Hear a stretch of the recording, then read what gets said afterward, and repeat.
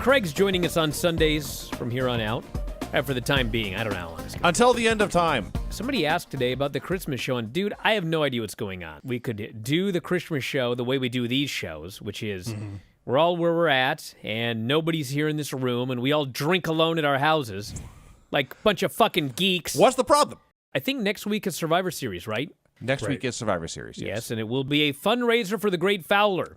Hopefully none of you spent any money on Rob eating weird shit today, and you can save your money for next Sunday. Miss Elizabeth must make the decision of a lifetime.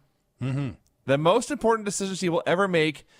Whose corner will she be in at WrestleMania? I'm waiting for the 3 punches, the leg drop, blah, blah, blah. Right. No.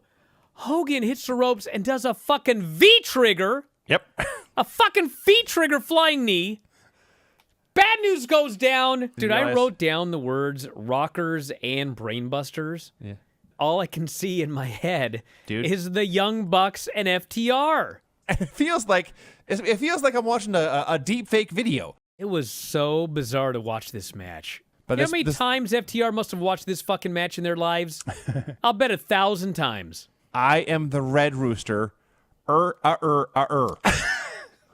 And he starts strutting and doing the chicken thing with his neck.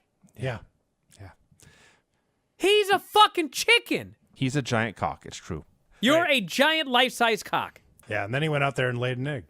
I heard a rumor that at 91 years old, you were concerned that there was something wrong with your washing machine. And in order to see if there was a problem behind it, you moved the washing machine by yourself. Is that true? That little brat, I told her not to tell. Goodness. Granny. 96. What the hell was that? Don't worry about it. Headbutts, knees to the face, top rope slams, foot on the neck and on face. Head on apron, foot on face. Head twists. It's like poetry. Yoka Numa. Is that his name? No. Sure. The big fat guy. Yokozuna. Yokozuna versus Vader. Oh. Well, there were two big fat guys. Yeah. Okay. Well, I need to see this match. Punches Vader when the ref's not looking. Vader. I was doing just fine until we got to Vader. Vader outside. Jump Another on one. Him. What is it, Vader? Vader! Vader. He wins.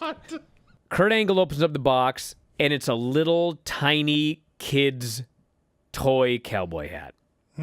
He puts the hat on his head. He's got this big fucking smile. He looks like a goddamn idiot. Dude, I need to know who put all this shit together. If I find out it's fucking Vince, I'm just going to really start crying because he can't do anything this good nowadays. Dynamite finished 7th at 18-49 with a .37 rating, the second highest total in that category in all of 2020. The 18-49 number was the second lowest NXT has ever done on USA. I think that was the worst match I've seen in all of 2020. Now, then I remembered Edge and Randy Orton at WrestleMania, which was 100 times worse. So it's not the worst match of the year, but it's the worst match on NXT, I'm pretty sure, in 2020.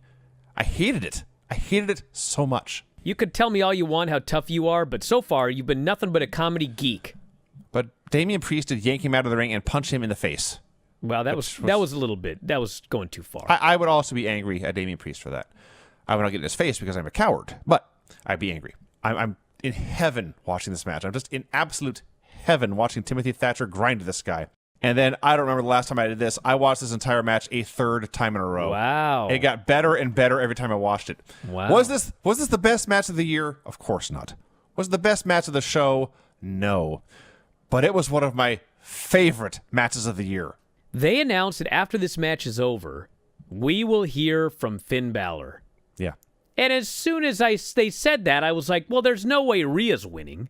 You're telling me she's going to win the title, and she's going to start a big celebration, and they're going to go, we got to go. They had a 20-some minute match, and it was awesome. Dude, it was an awesome match. They had a great TV main event. This would have been better than a lot of pay-per-view main events. In WWE, they don't like anybody saying that you're going to kill someone or somebody is dead. Here's Pat McAfee out here. He's running them down one at a time. Drake and Killian, dead. Breezango, dead. Kyle, dead. Rattling off all these dead guys. Yes. About time somebody could just be themselves. They DM'd, I guess, the Young Bucks, got a hold of them on Twitter, said, hey, check out our highlight reel. And Matt Jackson did and liked it, and they got a match. I realize I'm fucking old and everything like that, but Jesus Christ. These two guys talking about how they grew up idolizing the Young Bucks. I'm sure you realize this, but you and I are both older than both members of Top Flight combined.